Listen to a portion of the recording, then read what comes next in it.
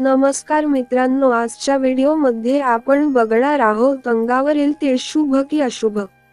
वैदिक ज्योतिषशास्त्रात एखाद्या व्यक्तीच्या कुंडलीतील ग्रहांच्या स्थितीवर आधारित परिणामांचा अंदाज लावला जातो। त्याचप्रमाणे सामुद्रिक शास्त्रामध्ये परिणामांची गणना व्यक्तीच्या शरीरावर असलेल्या तिळांच्या आधारे केली जाते। अंगावरील तीळ शुभ की अशुभ हे त्याच्या आकार, जागेवरूनही ओळखले जाते। एखाद्या महिलेच्या कपाळावर किंवा भुवयांवर तीळ असल्यास याचा अर्थ काय होतो, जाणून घेऊ।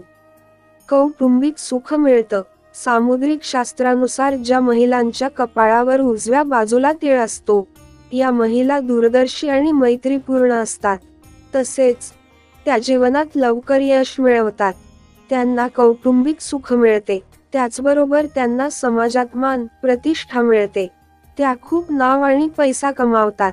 कपाळाच्या मध्यभागी तीळ, ज्या महिलांच्या कपाळाच्या मध्यभागी तीळ असतो, त्या खूप भाग्यवान मानल्या जातात। त्यांना वैवाहिक जीवनात पूर्ण आनंद मिळतो, मात्र त्यांना किरकोळ आजार होत राहतात। शिवाय त्यांना मानसिक तणावाचा सामना करावा लागू शकतो, पण श्रीमंती पायाशी राहते।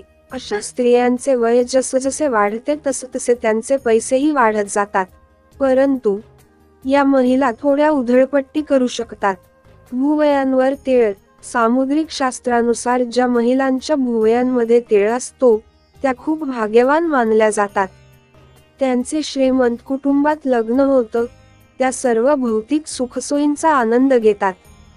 नेहमी राणीसारखे राज्य करतात। त्यांच्या हातातही भरपूर पैसा राहतो। ती नेहमी तिच्या कुटुंबाला सोबत घेऊन जाते। कपाळावर खालच्या बाजूला तीळ, सामुद्रिक शास्त्रानुसार ज्या महिलांच्या कपाळाच्या खालच्या बाजूला तीळ असतो, त्या खूप भावुक असतात। जीवनात यशस्वी होतात।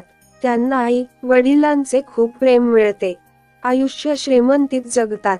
शिवाय त्या खूप वक्तशीर आणि कलेच्या प्रेमी आणि जाणकार असतात। पैसे वाचवण्यातही त्या निष्णात असतात।